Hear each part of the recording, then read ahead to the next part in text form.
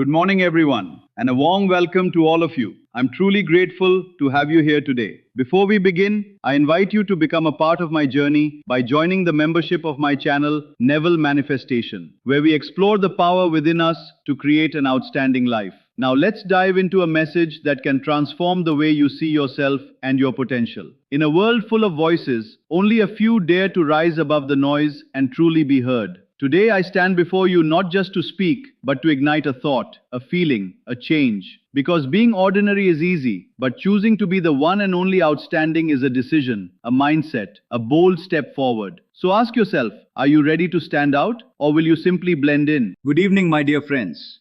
Take a moment and really look at me. What do you see? Just a man standing here, flesh, breath, a voice traveling through the air until it reaches you. Your senses confirm all of it. They tell you this is solid, present, real.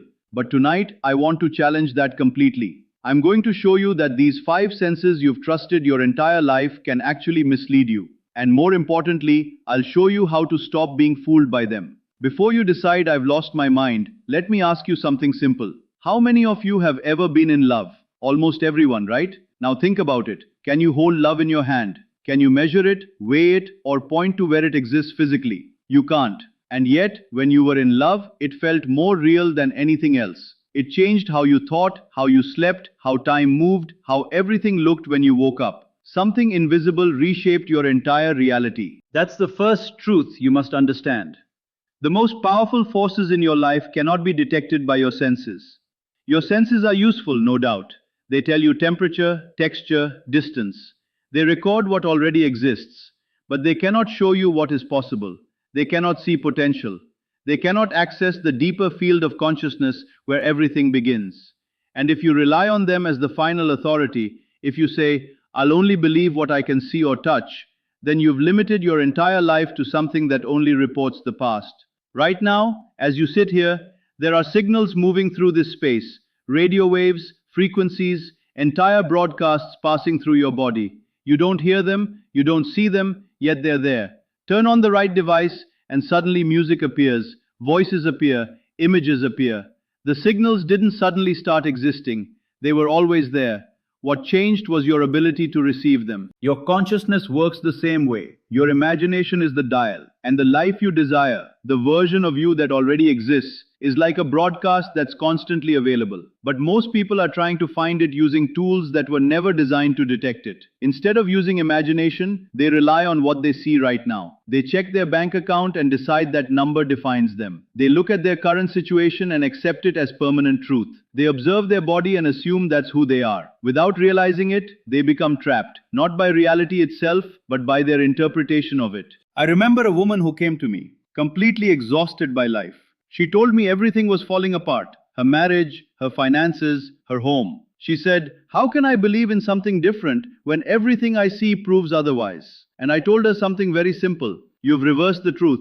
What you see is not permanent. It's just the result of what you once believed and imagined. It's the past made visible. But what you can imagine right now, that is the future trying to take form. Your senses are like historians. They can only show you what has already happened. They look at yesterday and call it today. But imagination is different. It's creative. It sees what hasn't yet appeared. It feels what hasn't yet formed. And that is where everything begins. So the real question is not which one is real, because both are. The real question is which one creates the other. And once you understand it, the answer becomes obvious. What you imagine internally always comes first. The external world follows. Every time. Just like a blueprint comes before a building. Let me give you an example. There was a young man who attended my lectures. He was talented, passionate about music, but his life didn't reflect that at all. He lived in a small apartment, barely had money, and had very few opportunities. Every day, his senses showed him the same limitations. But he chose not to accept that as his identity. Instead, every night, he would lie down and imagine something completely different. He saw himself standing in a grand concert hall, conducting a full orchestra. And he didn't just think about it casually, he experienced it. He felt the weight of the baton in his hand. He heard the music responding to him. He sensed the atmosphere of the hall, the energy of the audience. He even felt the satisfaction of being exactly where he belonged. To anyone watching, he was just a man lying alone in a small apartment. But in his inner world, he he was already living his desired reality. And he made that inner experience so vivid, so real, that it began to feel more convincing than his physical surroundings. Over time, something shifted. Opportunities began to appear. Connections formed. Situations aligned in ways that seemed like coincidence to others. Within a couple of years, he became an assistant conductor. A few years later, he was performing on major stages around the world. What happened? His outer world caught up to what he had already accepted as real within himself. This is not imagination in the sense of fantasy. This is the natural process of creation. Everything that exists today was once imagined first. The difference is, most people do it unconsciously. But when you understand how it works, you can begin to do it deliberately. And that's the key. Stop letting your senses define what's possible. Start using your imagination to define what's real. Because once you do that consistently, the world around you has no choice but to reflect it. But I need to prepare you for what happens when you start doing this for real. The moment you begin, your senses will resist. They are used to being in control, and they won't give up that authority quietly. They will show you the same evidence again and again. Nothing has changed, they'll say. You're still in the same place, doing the same job, looking at the same numbers, the same reflection in the mirror. They will try to convince you that what you're doing is pointless. This is the moment where most people quit. Right here, when it actually begins to work. You must understand something very clearly. Your senses can only report what has already been created. They cannot see what is forming right now beneath the surface. While they show you the same old picture, something new is being built in the unseen, in consciousness, in the only place where creation truly begins. What you see with your eyes is like an old photograph. It's already finished. But behind it, something new is being painted, something your senses cannot yet detect. Let me share something from my own experience. I was born and raised in Barbados, and as a young man, I had a deep and intense desire to go to New York and study mysticism. Everything around me said it was impossible. I had no money, no connections, no clear path. Every day I woke up in the same place, and every night I went to sleep there.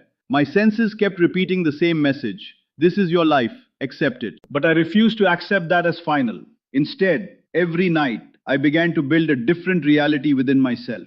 I didn't just think about New York. I stepped into it in my imagination. I experienced it as if I were already there. I noticed the way the light moves between tall buildings, the different feeling in the air, the sounds of a busy city. I felt the quiet certainty of being exactly where I belonged. Not excitement, not relief, just a calm knowing that this was my place. Night after night, that inner world became more vivid, more familiar than my physical surroundings. There were moments when I would wake up and feel surprised that I was still in Barbados. To me, the unseen had started to feel more real than what I could touch. The people around me didn't understand. They told me to stop dreaming and deal with reality. But what they didn't see was that imagination is not escape, it is creation. What you accept as real within yourself eventually becomes real in your world. And sure enough, within a short time, things began to change in ways no one could have predicted.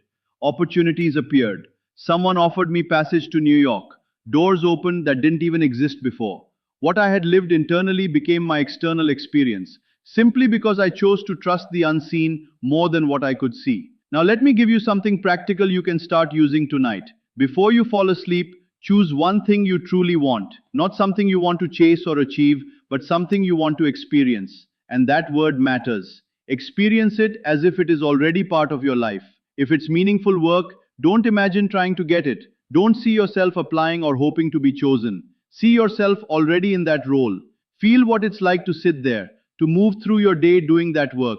Notice the small details, the environment, the sounds, the sense of fulfillment in your body. If it's love, don't imagine searching or waiting. Imagine being in it already. Feel what it's like to be fully known, fully accepted. The comfort, the ease, the quiet stability of a connection that is already yours. The key difference between real inner work and simple daydreaming is detail. Your senses respond to specifics. They believe what feels real and textured. So don't stay vague. Don't just say, I'm successful. Feel the exact situation that proves it. The sound of your voice in a conversation, the atmosphere around you, the natural confidence that comes with it. If you want to convince your senses, speak their language. Give them something vivid, something they can almost touch. General ideas won't move them, but clear sensory experiences will. Someone once asked me, how do I know if I'm truly living from this inner reality or just imagining things? The answer is simple. It will start to feel natural. When you are truly living from it, your behavior will shift without effort. You won't be forcing anything. The way you speak, the way you carry yourself, the choices you make, they will all begin to reflect this new state. When you're just wishing, it feels like work. You have to keep reminding yourself. But when you've truly stepped into it internally, it feels normal, even more natural than your current circumstances. That feeling of naturalness is the sign that you're on the right path. I knew a woman who decided to test this for herself. She was raising children on her own, working constantly, and living with the stress of never having enough. Every day felt like survival. But she chose to try something different. Each night, she allowed herself to feel what financial ease would be like. Not a sudden miracle, not some dramatic event, just the quiet feeling of having enough. She imagined going about her life without fear, without that constant pressure. She felt the calm of knowing everything was taken care of. At first, her senses pushed back hard. They pointed to her bills, her situation, her surroundings. But instead of arguing with them, she simply returned to her inner state every night. And gradually, something changed. First within her, then around her. She started carrying herself differently. Her voice became more steady. Her decisions came from a place of confidence instead of fear. She wasn't pretending. She had actually shifted inside. She didn't force anything or try too hard, but something shifted inside her. Without even noticing at first, she stopped thinking from a place of lack and began living from a sense of abundance. And as that internal state changed, the world around her started to reflect it back. Within 6 months, she received a promotion she hadn't expected. Within a year, she started a small business that took off quickly. And within 2 years, the financial life she had been living in her mind for so long became her actual everyday reality. But here's the part she emphasized, and it's important. By the time those changes showed up physically, they didn't feel shocking or magical. They felt natural, almost obvious. She had lived in that state internally for so long that when it appeared in her outer life, it felt like something that had already happened. Not a miracle, just the outer world catching up with what had already been established within her. Now, there's always a question that comes up at this point, and it's a fair one. Isn't this just fooling yourself? If you imagine being healthy while you feel sick, aren't you lying to yourself? If you picture wealth while you're struggling financially, aren't you ignoring reality? Think about it this way. When a scientist uses a microscope to see bacteria that can't be seen with the naked eye, is she deceiving herself? When an astronomer looks through a telescope and observes galaxies no human eye could ever detect on its own, is that delusion? Of course not. They're using tools designed to detect realities that exist beyond normal human perception. The bacteria are real, the galaxies are real. The limitation was never in their existence, it was in the tool being used to perceive them. Your imagination works the same way. It's like a lens that allows you to perceive possibilities beyond what your five senses can currently confirm. If you only trust what you can see, hear, or touch, it's like believing only visible light exists, while ignoring the rest of the electromagnetic spectrum, radio waves, infrared, X-rays, all of which are real, even though you can't see them. What you can't see isn't less real. In many ways, it's more fundamental. It's the source. The visible world comes from the invisible, not the other way around. Your current circumstances are simply the result of past thoughts and assumptions that have solidified into form. What you imagine and feel today is what's in the process of becoming tomorrow. These are not equal forces. Consciousness comes first. Everything else follows. I once spoke with a man who was going through a serious health challenge. His doctors had given him a diagnosis that felt overwhelming, and every day his body seemed to confirm it. Pain, exhaustion, limitations. He asked me, how am I supposed to believe in health when everything I feel tells me I'm sick? I told him he was asking the wrong question. I wasn't asking him to deny his symptoms or pretend they didn't exist. I was asking him to give more reality to the idea of being healthy than to the condition he was experiencing. So I guided him to spend time each day not resisting what he felt, but instead stepping into the experience of being completely well. To imagine, in as much detail as possible, what it would feel like to move freely, to have energy, to breathe easily, to live with the quiet confidence of someone whose body is strong and balanced. To his senses, he was a sick person imagining wellness. But in his awareness, he began to see himself as a healthy person temporarily experiencing illness. Which perspective do you think had more influence? Over time, as he stayed consistent with this inner shift, things began to change. His symptoms gradually eased, his energy returned. Even his doctors couldn't fully explain the improvement. Within a year, he felt better than he had in a long time. But what stood out most to him wasn't just the physical healing, it was the realization that he wasn't powerless. He discovered that his inner state had more authority than his external conditions. That what he accepted as true within himself mattered more than what his senses were reporting. That's the deeper message here. You are not just a body reacting to life. You are awareness itself, moving through a physical experience. You are the one perceiving, and that means you have the ability to choose what you give reality to. Everything around you was once just an idea. The chair you're sitting on, the building you're in, the clothes you're wearing, all of it started as something unseen. A thought, a concept, something imagined before it ever became physical. Your desires are no different. The life you feel drawn toward, the things you long for, those aren't random fantasies. They're signals pointing toward possibilities that already exist on a level you can't yet see. They're waiting for you to recognize them, to connect with them, and to make them feel real within you. So tonight, when you lie down, remember this. Your senses can only tell you what has already happened. They are like records of the past. They can't show you what's possible. Your imagination, on the other hand, is like a preview of what can be created. It allows you to experience something before it takes form. Make that inner experience vivid. Give it detail. Let it feel real and familiar. Let it become more convincing than your current circumstances. Reach a point where your inner world feels so natural that your senses begin to question what's actually real. Because here's the truth. Both your inner world and outer world are real, but only one shapes the other. The unseen creates the seen. It always has. When you learn to live from the feeling of your wish already fulfilled, the external world has no choice but to align with that state. You may have come into this understanding relying only on what your senses could confirm, but now you're being invited to see differently. The real question now is simple. What kind of reality will you choose to create from within? Trust what you can't yet see. Live as though it's already yours. Let your inner world lead, and watch how everything around you begins to shift to match it. The power has always been in your hands. What makes this idea powerful isn't just positive thinking or repeating affirmations.